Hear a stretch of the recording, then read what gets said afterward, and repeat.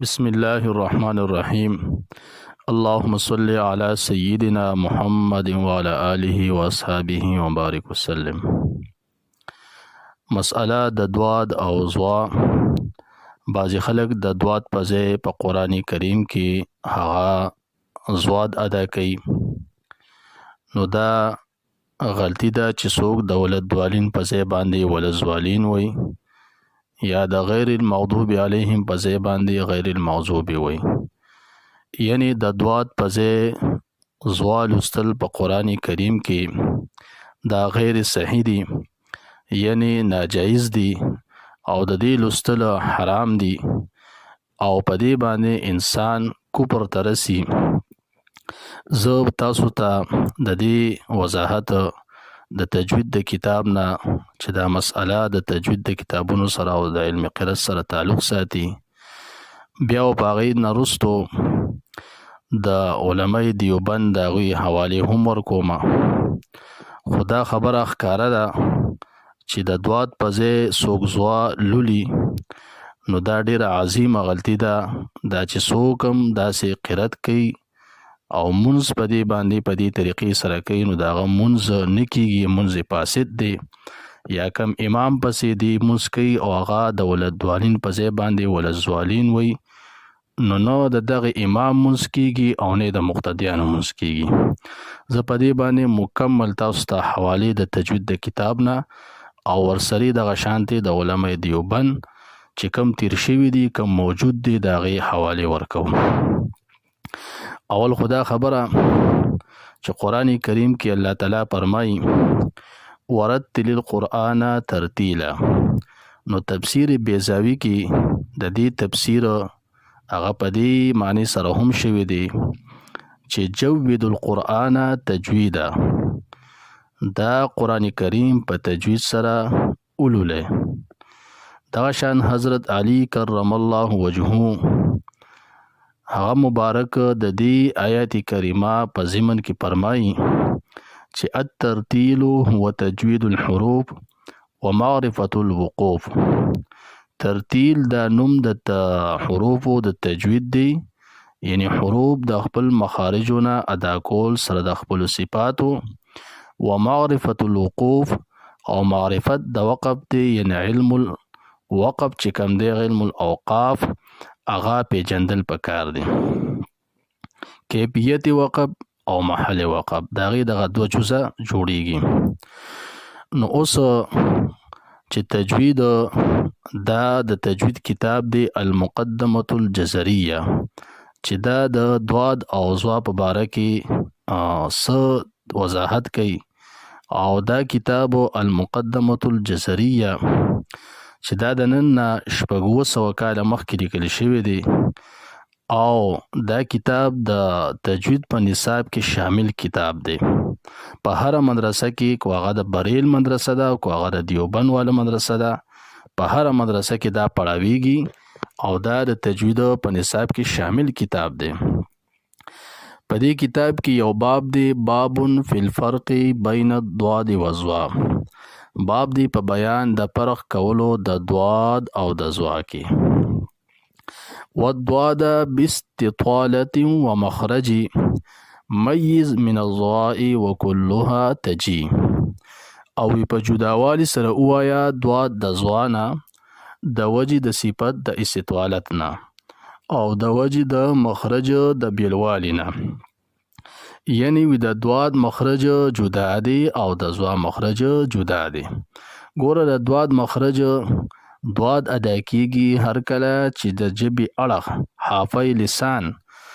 دا د ادراسو غاښونو سره ولګي د پاسنو غاښونو سره، نو دینا دواد ادا کیږي. او زوا چې کوم دا د زوا مخرج دی هر کله چې د جبې سوکا دا د پاس مخامخ ثنای علیا دا کم مخامخ منځني دوه غاښونه دي،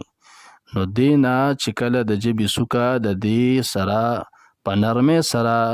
ولګي، نو دینا زوا ادا کیږي. نو اوس دا خبره سونه ښکاره شو اظهر من الشمس ته چې چرته د جبې سوکا او چرته د جبې اړه، چرته مخامخ غاښونه او چرته د جامع اخیری غاښونه چې هغې ته ادراس غاښونه وایي. په خوله کې عام طور سره د انسان 32 غاښونه وي، 32 غاښونه وي. نو په دغه 32 غاښونو کې حافیه، درسیه، مستطویله چې دا د ادراسو غاښونو د کم دواد ادا کیږي، د دواد د پاره القاب دي: حافیه، درسیه، مستطویله. بیا په دې کې ادراس غاښونه چې کم ذکر شوي دي نو هغه دواحق دي، تواحین دي او نواجز دي. نو دواحق، تواحین او نواجز دا ادراس غاښونه دي، او حافیه، درسیه، مستطویله دا القاب د دواد دي چې دا دواد ته د القاب ورکړل شوي دي. حافیه ورته ځکه وایي چې دا د حافظ لسان نه ادا کیږي، درسیه ورته ځکه وایي چې دا د ادراس غاښونو نه ادا کیږي دا دواد، او مستطویله ورته ځکه وایي چې دا استطالت دی پکې، اوږدوالی دی پکې، مد پکې کیږي. نو اوس دا خبره خو ښکاره شوه چې د دواد او د زوا مخارج جدا دي. اوس په صفاتو کې د دې دواړو د یو بل سره اشتراک شته، یو شانوالی شته چې هغه د دواد او د زوا صفات یو شان دي، خو د صفاتو د وجې نه یو حرف په بل حرف سره نشي بدلولی. لکه د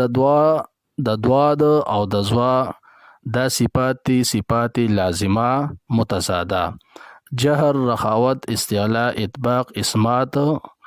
او دغه شان دا د زوا هم دي. خو لیکن صفات غیر لازمه چې هغه صفات غیر متضاده دي نو هغه د هغې نه استطالت دا په دواد کې دی. اوس کو د صفاتو د وجې نه یو حرف هغه ته په بل حرف سره بدلی نو دا غلطي ده. لکه بعضې خلک وایي چې دا مشابهت الصوت دی، په اواز کې چې کم دی دا دواد د زوا سره متشابه دی. فوائد مکیه هغوی هم د دې ذکر کړی دی. فوائد مکیه دا هم د تجوید کتاب دی چې دی کې هم مصنف رحمت الله علیه د دې وضاحت کړی دی چې دا هغه حروف چې هغه په صوت کې متشابه صوت دي نو هغې کې به ته خیال کې او دا به ممتاز ادا کې، د یو بل نه موجوده ادا کې. لکه ان قد وظهرک، نو دې کې دا دواد او زوا د دې صفات یو شان دي خو لیکن مخارج جدا دي، نو دا به ته د یو بل نه جدا وي. یا تطلعو، تا او توا چرته یو ځای راشي. یا دغه شان الیس الصبح، الیس الصبح اول سین بیا صاد. نو داسې حروف چې هغه په صفاتو کې یو شانی نو هغه نورم شته چې هغه یو ها ده او بل ها ده. هغه ها چې ګول ده، هغه ها چې د وسط حلق نه ادا کیږي. نو دا په صفاتو کې د دې صفات یو شان دي، صفات لازمه متضاده: همس، رخاوت، استفال، انفتاح، اسمات. دا د ها او د ها. نو اوس داسې نشي کولی چې ته د صفاتو د وجې نه د ها په ځای ها ووې او د ها په ځای ها ووې، ولې چې د دې مخارج جدا دي. مثال په طور یو عقلي مثال، لکه انسانو مالټه او نارنج. نو مالټې ته نارنج هغه نشي ویلی او نارنج ته چې کوم دی مالټه نشي ویلی، ولې چې دا دواړه په صفاتو کې خو یو شان دي خو لیکن د دې ذایقه او د دې هغه ذات چې کوم دی جدا دی. مالټم ګول ده او زیړه ده او نارنجم ګول دی او زیړ دی. نو اوس د دې ذایقه چې کوم د جدا ده نو اگر که صفات یو شان دي نو دا خو یو عقلي مثال شو، خو لیکن په قرآن کریم کې ډېر زیات احتیاط پکار دی چې د یو حرف په ځای بل حرف ادا نشي. کو شر ادا شي په غلطۍ کې نو ګناه ده، انسان به د خپل ځان اصلاح کوي، او کو چرته قصدن عمدن وي نو بیا د خدای په قرآن پورې خندا ده، د خدای د قرآن سره دا جنگ دی او دا عظیمه ګناه. نو په دې باندې انسان کفر ته رسي، په دې باندې انسان مطلب دا چې کافر کیږي. دا شانو المقدمه الجزري کې بل باب هغه باب تحذيرات دي چې باب دی په بیان د هغه سيزونو کې چې قاری لا یعنی لستونکو لا د هغه سيزونو نه ځان بچ کېدل پکار دي ځان چې هغه بچ کی وان تلاقي البيان لازم ان قد ظهرك يعد ظالم وی بیان دی په هغه سيزونو ته کو چرته راشي داسي یو دوه حروف چې هغه متشابه د صفات د وجنه نو هغه ته د یو بل نه جدا وایا لکه انقض ظهرك داسي نشي ویل چې انقض ظهرك بیا خو دوه حروف یو شان ګرځي یا يعد ظالم نو اول دواد او بیا زوا کو چرته ویوزم راشي نو بیا هم احتیاط کې چې د یو حرف د بل حرف نه ته جدا وي ځکه چې د نزدېکت د وجنه تا نه چرته خطا نشي نو انقض ظهرك دا خو په 13 سپاره کې دغه سوره علم نشرح کې چې انقض ظهرك ذکر شوی دی نو دلته بوست احتیاط کې اول بدواد وي بیا بزواوي او دا سینې کولی چې د دواد په ځای زوا وي او د زوا په ځای دواد وي دا غوښو د تجوید کتابونه چې ما دا غینه حواله ورکړي او دا کتابونه مستقل په درس نظامی کې د شعبه تجوید په نصاب کې شامل کتابونه دي اوس د دیوبند علماونا مولانا رشید احمد گنگوهی چې دا د دیوبند یو لوی عالم تیر شوی دی فتاوا رشیدیه دی لیکلی ده په فتاوا رشیدیه کې حصہ اول کې په صفحه نمبر 107 کې دوی د دې متعلق ذکر کړی دی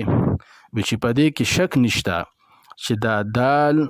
زوا او دواد د حروف د یو بل نه جدا دي او په دې کې شک نشته چې څوک قصدن عمدن د یو حرف په ځای بل حرف ادا کوي نو دا ډیره سخت بيده د قران کریم او په دې سره مونږ هم نکیږي یعنی مونږ د دې انسان فاسد کیږي مطلب دا چې څوک د ولد دوالین په ځای باندې ولد زوالین وای نو حرف بدل کو کنه نو چې حرف بدل کو نو دې سره د مونږ نکیږي اوس دې مولانا په دې پتا او رشیدیه کې لیکلي دي ودا خو انسان کو په خطا سره وای نو ګناهګار دی دې بل خپل ځان اصلاح کوي او کو دا سو قصدن عمدن وای نو دا انسان چې کم دی په دې باندې کافر کیږي مطلب دا چې هغه دام لیکلی دي چې څوک د دواد په ځای هغه خالص ډک دال ادا کی نو هغه پسې مونږ جایز دی خو دا نشي کېدی چې څوک د دواد په ځای زوا ادا کی ول زوالین وي نو هغه پسې خود سره مونږ نه کیږي مطلب دا چې هغه خپل مونږ راو ګرځي او دا ډیره عظیمه ګناه ده دا شانو د دې متعلق د حرم شریف امامانو هم هغه ډیر زینو کې په ډیر کتابونو کې هغه پتاوی چې کم دی پتوی لیکلي دي چې را دواد په ځای سوګزواد وای نو دا گمراهی ده دا شان د دیوبند علماء د مولانا زکریا اوی په خپل کتاب کې فضائل اعمال کې په فضائل قرآن کې د ترتیل متعلق د لیکلي دي چې شاه عبدالعزیز رحمت الله تعالی علیه دا غوی د تفسیر نه ټوکړه راغشته ده او په دغه ځای کې ذکر کړی ده چې د ترتیل معنی دا ده چې هر یو حرف د خپل مخرج نه ادا شي د یو حرف په ځای بل حرف ادا نشي کو شر د یو حرف په ځای بل حرف ادا شي نو دا بل لحن جلی دا ډیره غټه غلطی ده هغه په فضائل قرآن کې دا ذکر کړی دي او دیم به کې ذکر کړی دي صراحتا د الفاظ دي فضائل اعمال له هر سړی وګوري هر جمعات کې پروت دي هغه دا لیکلي دي چې دواد سه زوا نه لیکلي د دواد په ځای زوا م ادا کوا باقاعده دا لیکلي دي دا شانو د حرم شریف چې سونه امامان دي د نبی له صلوات والسلام د دور نه تر حواله تر دې وخت پورې یو امام د دواد په ځای زوات نه دی ویلي یعنی تاسو اوسم کیسټ یا د حرم شریف انلاین تاسو وګوره نو التبه امام ولد دوالین وی او ولد زوالین بنوي نه په مدینه منوره کې وی د دواد په ځای زواد او نه په حرم شریف کې بیت الله شریف کې بلکې هغه خالص دواد وی ولد دوالین وی دغه شانو مثال په تور کو څوک دا وایو چې یاره د دین خو د هغه ځای نه راغلی دی نو دا قرآن هم نبی علیه الصلاۃ والسلام باندې په مدینه منوره کې او په بیت الله شریف کې چې یو صورت ته مکی وي بل ته مدني وي